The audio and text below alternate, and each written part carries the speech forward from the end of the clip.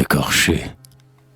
Pour calmer mon ennui, dès que le palais s'ouvre, par les jours de soleil, souvent je vais au Louvre, et je laisse au hasard mes pas capricieux chercher les grands sujets qui plaisent à mes yeux.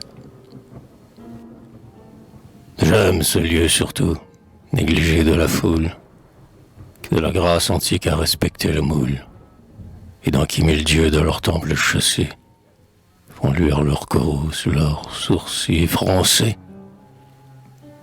Peuple du couronné, dispersé sur la terre, s'il a perdu son trône, il garde son mystère.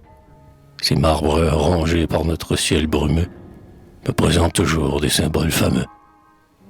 La céleste Vénus cache dans sa ceinture l'aiguillon du désir qui provoque et torture. Hermès, ignoble dieu du commerce et du vol, garde toujours son pied posé sur notre sol. Jupiter seul est mort, et sa terrible foudre n'est qu'un grotesque engin qui se réduit en poudre.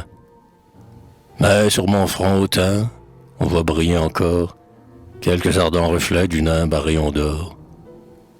Or, comme un jour, j'allais en parcourant les salles, marchant avec respect sur les pesantes dalles, où l'air y circulait dans les longs corridors semblait un air chargé de la cendre des morts. Mon regard s'abattit sur le maigre satyre, qui frissonne d'horreur au moment qu'il expire. Car le bel Apollon, du haut de son rocher, le livre si beau et le fait écorché. La chair est déchirée, et rongée, et pantelante. Le sang coule au grand flot de la veine sanglante.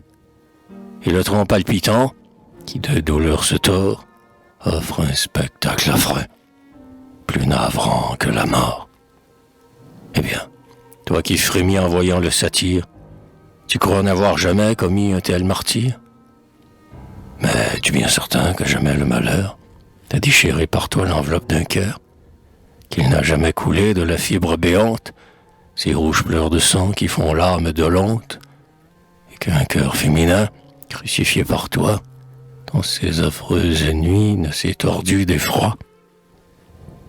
C'étaient jadis les dieux qui, vengeurs implacables, se montraient plus cruels que les plus grands coupables. Aujourd'hui, le progrès est venu tout changer, et c'est l'offenseur même qui cherche à se venger.